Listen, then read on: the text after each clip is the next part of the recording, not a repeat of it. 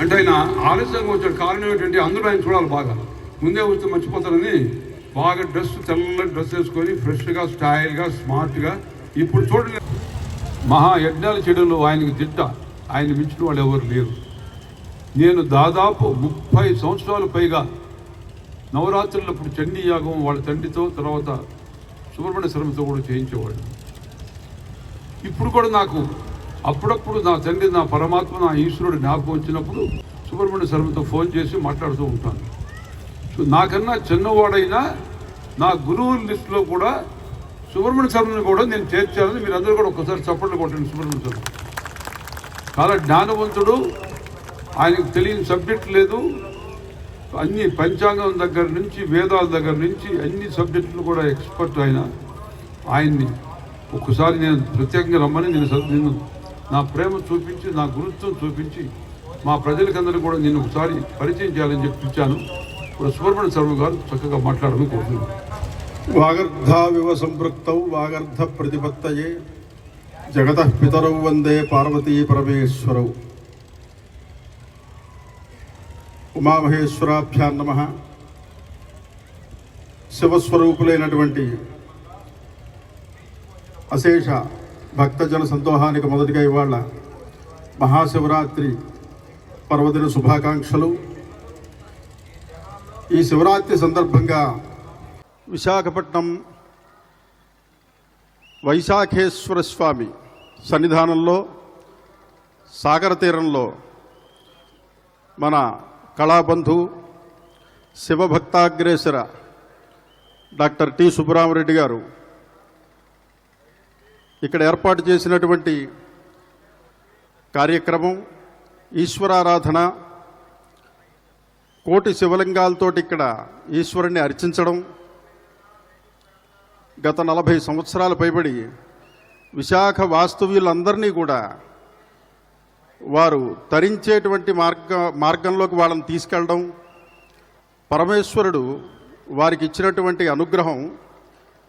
సుబ్బరామరెడ్డి గారిని పరమేశ్వరుడు ఆధ్యాత్మిక మార్గంలో, రాజకీయ మార్గంలో, పారిశ్రామిక రంగంలో, సినీ పరిశ్రమిక రంగంలో, ఒక రంగం కాదు, సుబ్బరామరెడ్డి గారు అంటే ఒక ఎన్సైక్లోపీడియా అన్నమాట. అనేక రంగాల్లో వారు ఉన్నారు.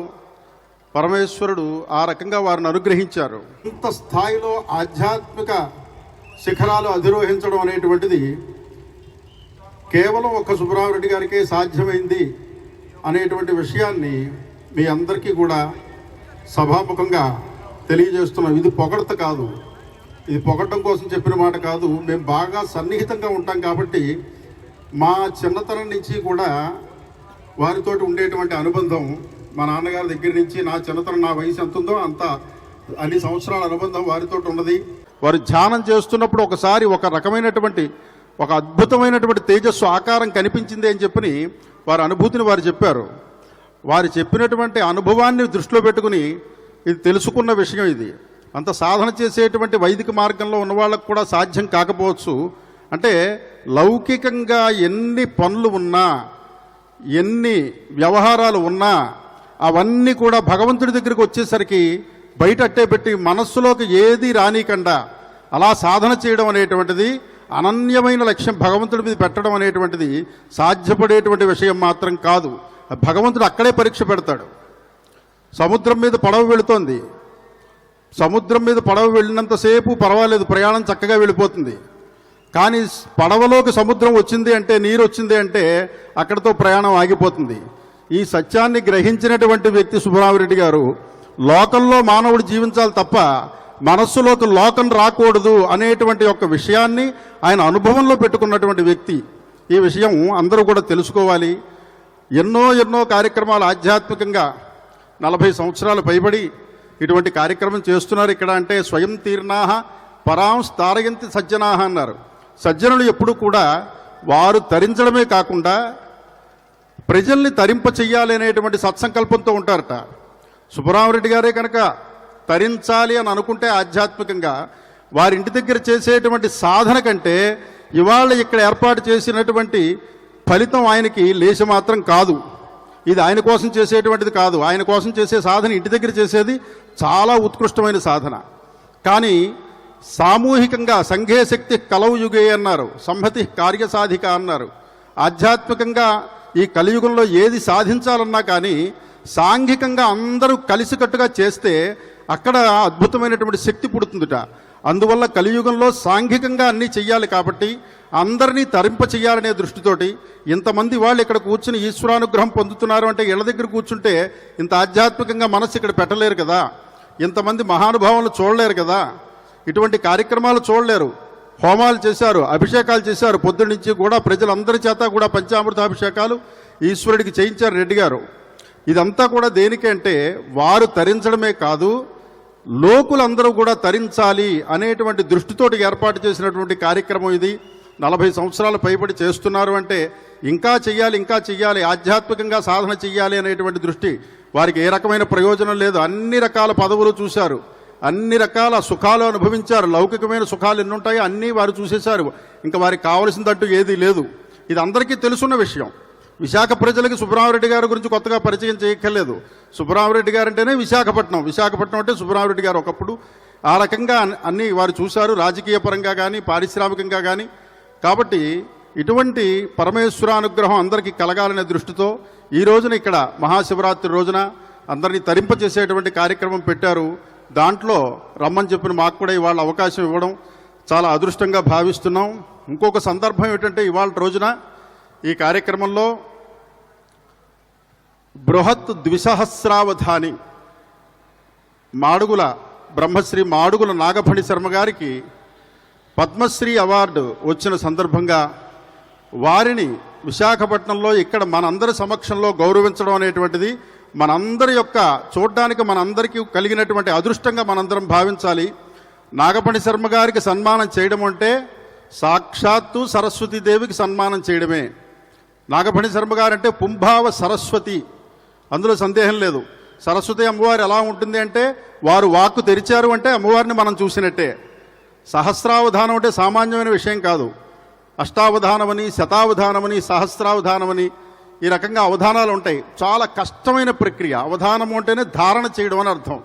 అలా 1000 మంది అడిగినటువంటి ప్రశ్నలకి 1000 శ్లోకాలు, ఒక్కొక్క శ్లోకానికి ఒక్కొక్క పాదం 4 రోజులు 4 పాదాలు చొప్పున పెన్ను కాగితం లేకుండా బుర్రలో పెట్టుకుని ఎవరు ఏది అడిగారో దాన్ని మళ్ళీ 4వ రోజున వాళ్ళకి అప్పచెప్పడం అనేటువంటిది కవిత్వం రాసి, ఎక్కడో వాళ్ళు అడిగినటువంటి శ్లోకాలు గుర్తుపెట్టుకుని చెప్పడం కాదు, వారు అడిగిన పదాల మీద వీరు శ్లోకం రాసి చెప్పడం అనేటువంటిది అవధాన ప్రక్రియ అనేటువంటిది చాలా కష్టతరమైన ప్రక్రియ. విద్యల్లోకి అన్నిటికంటే కూడా చాలా కష్టతరమైన విద్య అది. కవిహి అంటేనే దర్శనాత్ అన్నారు. సాక్షాత్తు శబ్దస్వరూపిణైనటువంటి అమ్మవారిని దర్శించినటువంటి వాళ్ళు కవులు. ఆ కవిత్వం ఏ రకంగా వస్తుంది అంటే జన్మాంతరీయ సుకృత విశేషం చేత ఏర్పడుతుందిట. శక్తి అన్నారు దాన్ని. జన్మాంతరిక సంపద శక్తి. శక్తి అంటే కవిత్వ బీజరూపమైన సంస్కార విశేషము అని చెప్పారు శాస్త్రంలో. అటువంటి శక్తిని అందరూ సాధించుకోలేరు. వారి జన్మాంతర్యంలో ఎంతో గొప్ప తపస్సు చేసిన వాళ్ళకి కానీ కవిత్వం అనేటువంటిది సాధ్యం కాదు. అందులో ఇంకా విశేషం ఏమిటంటే నాగఫణి శర్మ గారు జన్మాంతర్యంలో సంపాదించిన శక్తే కాకుండా ఈ జన్మలో అద్భుతమైనటువంటి ఉపాసన, శ్యామలా ఉపాసన చేసినటువంటి మహనీయులు ఎన్నో సంవత్సరాల పాటు ఉపాసన చేసి అమ్మవారిని ప్రసన్నం చేసుకుని సాక్షాత్తు అమ్మవారిని జిహ్వాగ్రే సన్నివేశ్యతాం అంటారు ఉపనిషత్తులో. అమ్మవారిని ప్రార్థన చేస్తూ నా జిహ్వయందు నువ్వు నివసించవలసింది అని ఆ సిద్ధిని ఆయన పొందున్నారన్నమాట. అలాగా శరీరంలో ఉన్నటువంటి కుండలిని శక్తికి ప్రాణాయామం ద్వారా కనుక మేలుకొల్పితే అది వెంటనే పడగ విప్పుతుందిట. అప్పుడు వాళ్ళకి సిద్ధి కలుగుతుంది, వాక్ సిద్ధి అనేటువంటిది కలుగుతుంది. అలా వారిలో ఉన్నటువంటి కుండలిని జాగృతం చేసినటువంటి వ్యక్తిగా, ఆ అద్భుతమైనటువంటి ఆ వాక్కుని వారు స్వాధీనపరుచుకున్న వ్యక్తిగా నాగఫణి శర్మ గారుగా సార్థక నామధేయులు అయ్యారు. ఈ రోజున వారికి సన్మాన కార్యక్రమం సుబ్బరామరెడ్డి గారు చేయడం అంటే సుబ్బరామరెడ్డి గారు సాక్షాత్తు ఈశ్వరుణ్ణి ప్రసన్నం చేసుకున్నటువంటి వ్యక్తి. ఎవరైతే ఈశ్వరుణ్ణి ప్రసన్నం చేసుకుంటారో వేదం చెప్తుంది బ్రహ్మవిత్ బ్రహ్మైవ భవతి అని. బ్రహ్మవిత్ అంటే బ్రహ్మ అంటే ఈశ్వరుడు అని అర్థం, జీవుడు అని అర్థం, ఆత్మ అని అర్థం. ఎవరైతే ఆత్మ గురించి తెలుసుకున్నారో, వాడు చూశారో, దర్శించారో, వారు సాక్షాత్తు ఆ స్వరూపాన్నే పొందేస్తారు అని. మనందరిలోనూ కూడా ఈశ్వరుడు ఉంటాడు అని భగవద్గీత మనకి చెబుతోంది. కానీ మనలో ఉండే ఈశ్వరుని ఏ రకంగా మనం తెలుసుకోవాలి అనేటువంటి సాధన చెయ్యాలి. ఆ సాధన చేయడానికే మహాశివరాత్రి అనేటువంటిది వచ్చింది. మహాశివరాత్రి రోజున ఈశ్వరుడు తేజో రూపంలో భువంతరాళాలు 14 లోకాలు అనేక కోటి బ్రహ్మాండాలు వ్యాపించాట. తేజో రూపంలో, లింగము అంటే గుర్తు అని అర్థం. ఏ రూపంలో ఆయన ఆవిర్భవించాడు? ఒక అగ్ని కణంలాగా, అగ్ని స్తూపంలాగా పరమేశ్వరుడు ఆవిర్భవిస్తే బ్రహ్మగారేమో హంసవాహనంగా, హంసరూపంగా అగ్రాన్ని చూడటానికి వెళ్ళారు. విష్ణుమూర్తి వరాహ రూపంగా పాతాళంలో అది ఎంత ఉంది, మూలం ఎక్కడ వరకు ఉంది అని చూడటానికి వెళ్ళారు. అటువంటి స్వరూపాన్ని, మహేశ్వరుడి యొక్క స్వరూపాన్ని, పరమేశ్వరుడి యొక్క స్వరూపాన్ని బ్రహ్మ విష్ణువులు ఇరువురు కూడా మనకి తెలియజేశారు సమాజానికి. అనంతమైనటువంటి శక్తి ఈశ్వర శక్తి అని. అటువంటి ఈశ్వర శక్తి, ఈశ్వర సర్వభూతానాం హృదయసేర్జున తిష్టతి. ప్రతి మానవుడి యొక్క, జీవుడి యొక్క హృదయంలో ఈశ్వరుడు ఉంటాడు. ఆ ఈశ్వరుడు తేజో రూపంలో ఉంటాడు. ఆత్మ అంటే తేజస్సు అని అర్థం. తేజో రూపంలో ఉన్నటువంటి ఈశ్వరుణ్ణి తెలుసుకునేటువంటి ప్రక్రియే మహాశివరాత్రి రోజు చేసేటువంటి ప్రక్రియ. ఈ రోజున శివుణ్ణి జాగరణ చేసి ఆరాధన చెయ్యాలి అంటారు. కారణం ఏమిటి అంటే, పగలంతా కూడా మామూలు రోజుల్లో మనం పడుకుంటాం, రాత్రి పడుకుంటాం, పగలంతా పనులు చేసుకుంటాం. జ్ఞానులు పగల పడుకుంటారట, రాత్రి లేచుంటారట. ఎందుకని అంటే, రాత్రి ప్రకృతి చాలా ప్రసన్నంగా ఉంటుంది. ప్రకృతిని స్వాధీనపరచుకుంటే కానీ పరమేశ్వరుడి యొక్క అనుగ్రహం కలగదు. ప్రకృతిని స్వాధీనపరచుకోవాలంటే రాత్రి సాధన చెయ్యాలి అని చెప్పారు. అంచేత జ్ఞానులు రాత్రి తెల్లవారులు మెలకుగా ఉంటారట. మనకంటే శివరాత్రి ఒకరోజు, సుబ్రహ్మరెడ్డి గారికి ప్రతిరోజు శివరాత్రి. ఆయన బ్రాహ్మీ ముహూర్తంలో లేస్తారు. రాత్రి యావ స్తురీయ కాలహ అన్నారు. ఆయన 3 గంటలకి 4వ జాములో లేచి ప్రతిరోజు కూడా లేచి పరమేశ్వరుడి యొక్క అనుగ్రహం పొందారు అంటే సాక్షాత్తు శివస్వరూపాన్ని పొందినటువంటిదే. బ్రహ్మవిద్ బ్రహ్మైవ భవతి అని. అటువంటి ఈశ్వరుడు శివస్వరూపుడైనటువంటి సుబ్రహ్మరెడ్డి గారు సాక్షాత్తు పుంభావ సరస్వతి శక్తి స్వరూపుడైనటువంటి నాగఫణి శర్మ గారికి సన్మానం చేయడం, ఇది ఈ సంఘటనని మనం దర్శించడానికి ఇక్కడికి రావడం మనందరి యొక్క అదృష్టంగా భావిస్తున్నాం. ఈ అవకాశం ఇచ్చినందుకు సుబ్రహ్మరెడ్డి గారికి ధన్యవాదాలు తెలియజేస్తూ ఇక్కడతో ముగిస్తున్నాను. స్వస్తి. నమ పార్వతీపతయే హర హర. మన కలియుగంలో కలియుగ రావణ బ్రహ్మ ఎవరు అంటే ఈశ్వర భక్తిలో అగ్రగణ్యులు మన సుబ్రహ్మరెడ్డి గారు. అటువంటి రావణాసురుడి యొక్క, రావణ బ్రహ్మ యొక్క శివ స్తోత్రం ఏదైతే ఉందో వారిని ఒక్కసారి ఒక్క చరణమైనా పాడమని సభాముఖంగా కోరుతున్నాను. రావణ బ్రహ్మ అని మా సుబ్రహ్మణ్య శర్మ కంపేర్ చేశాడు. రావణ బ్రహ్మ ఒకవైపు మహోత్తరుడు, మహాశివభక్తుడు, మహాతపశ్శాలి, మహాజ్ఞానవంతుడు. ఆయన రామాయణంలో ఆయన ముఖం చూసి శ్రీరాముడు ఆశ్చర్యపడతాడు. ఇంత కళ మొహం అంతా కళ ఉందే, ఇంత ముఖవర్చస్సు ఉందే, మరి ఎందుకు ఈయన ఇంత పొరపాటు పాపం చేస్తున్నాడు ఆయన కూడా ఆశ్చర్యపడ్డాడు. మరి రావణ బ్రహ్మ ఒకవైపు ఆయన మహోన్నతమైన జీవితం, మరొక వైపు తెలియనటువంటి తప్పులు చేశాడు. మనం అందరం కూడా ఆయన ఒక విలన్ కింద చూస్తారు. కానీ మనం జీవితంలో నేర్చుకోవాల్సింది ఏమిటంటే, ప్రతి మనిషిలో మంచితనం ఉంటుంది, చెడు ఉంటుంది. చెడు తీసేయి, మంచితనం తీసుకో. అది సుబ్రహ్మరెడ్డి ఫిలాసఫీ అని మీకు తెలియజేస్తున్నాను. సో ఆయనలో భక్తిని నేను చూస్తాను, ఆయన ఒక తప్పు నేను చూడను, తప్పును దూరం పెడతాను. అది సుబ్రహ్మరెడ్డి ఫిలాసఫీ అని మీకు తెలియజేస్తున్నాను. ఆయన రావణ బ్రహ్మ ఓం నమః శివాయ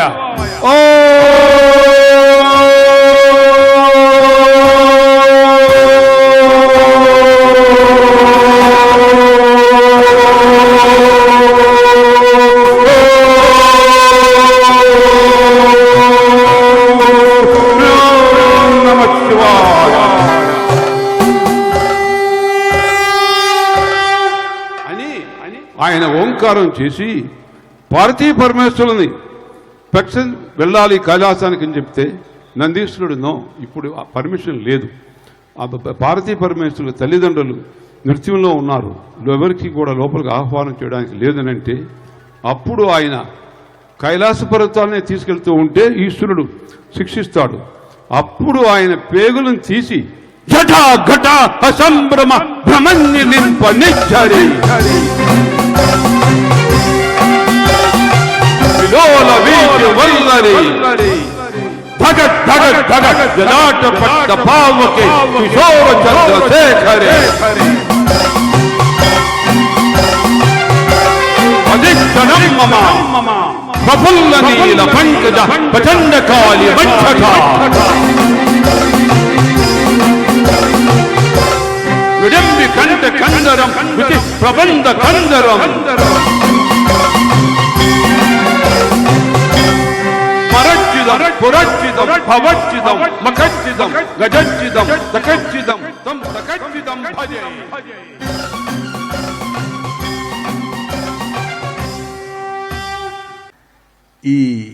ఇప్పుడు సుబ్బరామరెడ్డి గారు మాట్లాడారు. ఏం మిగిల్చారని మేము మాట్లాడతాం చెప్పండి. ఏమన్నా మాకు అంతో ముంతో అడుగు పొడుగు కొంచెం ఉంచి ఇది నువ్వు మాట్లాడరా అంటే మనం మాట్లాడవచ్చు. పోనీ ఆయన మాట్లాడింది పక్కన పెడదామంటే సుబ్రహ్మణ్య శర్మ గారు ఉన్నారు. ఆయన అసలు ఆపాద మస్తకం బాగా మాట్లాడారనడం కంటే కడిగా అవతల పడేశారు. ఏమి లేవు, ఖాళీ పాత్రలు ఉన్నాయి. సృష్టించగలిగిన శక్తి ఉన్నవాడు కాబట్టి నాగఫణి శర్మ గారు ఆయన ఏదైనా అక్షయ పాత్ర నుంచి సృష్టించి మాట్లాడగలడు. మాబోట్ల పరిస్థితి ఏమిటి చెప్పండి. ఇందాక ఈశ్వర శబ్దానికి అర్థం చెప్పారు సుబ్రహ్మణ్య శర్మ గారు. ఎంత నాగఫణి శర్మ గారికి ఈరోజు ఈశ్వర భక్తుడైనటువంటి వారు సన్మాన కార్యక్రమం చేయాలనేటువంటి భావన, ఆయనకి పద్మశ్రీ అవార్డు రావటం సందర్భంగా ఆయనకి సన్మానం చేయడం అంటే ఇందాక చెప్పినట్టు పుంభావ సరస్వతి సాక్షాత్తు సరస్వతీదేవికి సన్మానం చేసినట్టే. సాక్ష్యమై సాహిత్య ప్రపంచపు అంతరంగాలను తట్టి లేపిన ద్విసహస్ర అవధాన సహస్రఫణి బ్రహ్మశ్రీ డాక్టర్ మాడుగుల